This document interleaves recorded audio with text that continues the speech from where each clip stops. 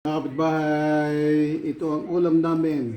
Dala ng kapitbahay, tuyo. Ayan. Sarap. Tuyo. At ito, red snapper. Sinigang na hamor. Sinigang na hamor. Sinigang na lapu-lapu. Kaman natin. Ang lasa. Wow! Wow!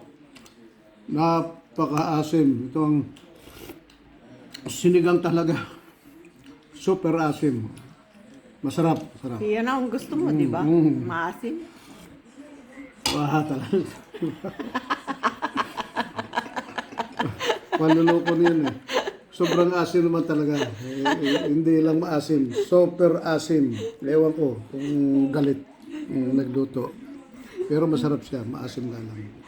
Kaya mga kapitbahay, anong ulam nyo? Pag nagsigang kayo, medyo katamtaman lang.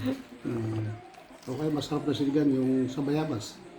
Pero ito, alam ko ito sa malok. Sobrang super.